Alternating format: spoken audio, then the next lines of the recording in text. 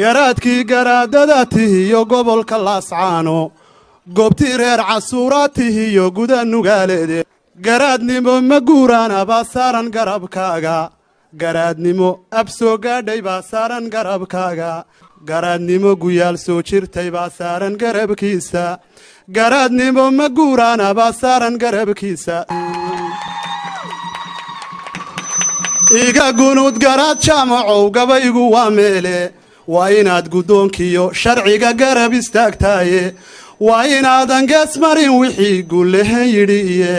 waa inaad suldaan guud u tahay gebiga soomaali waa inaad guddoon khayr qaabi iyo nabad ku goohdaaye garaad jaamac maantuu yimi baan soo gardaadsadaaye gacal iyo xigaal baannu nahay labada geesoodba inaan caawa gabay dheer tirshana igu garweeyaane garaadkii garaadadatihiyo gobolka laascaano goobtii reer casuuraatihiyo guda nugaaleede garaadnimo ma guuraana baa saaran garabkaaga garaadnimo ab soo gaadhay baa saaran garabkaaga gayigoo dhan baa laga yaqaan gogol wanaaggaaga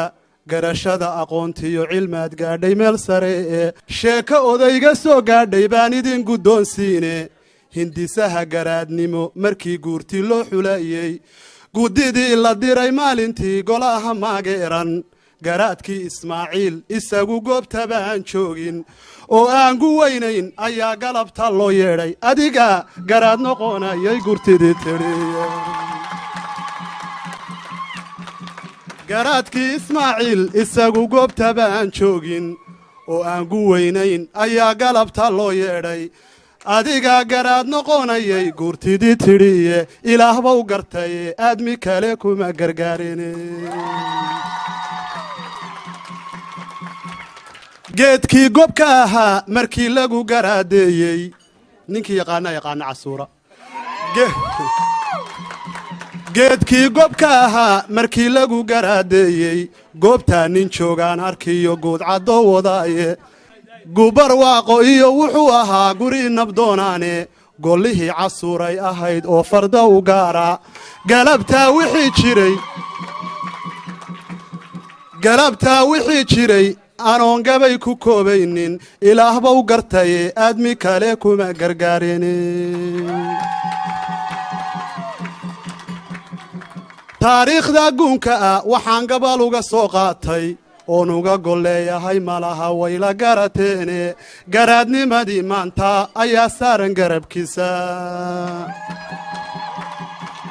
garaadnimadii maanta ayaa saaran garabkiisa garaadnimo guyaal soo jirtay baa saaran garabkiisa garaadnimo ma guuraana baa saaran garabkiisa iga gunud garaad jaamacow gabaygu waa meele waa inaad guddoonkiyo sharciga garab istaagtaaye waa inaadan gees marin wixii guulahan yidhiiye waa inaad suldaan guud u tahay gebiga soomaali waa inaad guddoon khayr qaabi iyo nabad ku goohdaaye haddaan galo garaadnimada iyo guriga reerkooda reer ducaale guuleed haddaan gunuuga faalloodo garaadkii ismaaciil haddaan gabayga gaadhsiiyo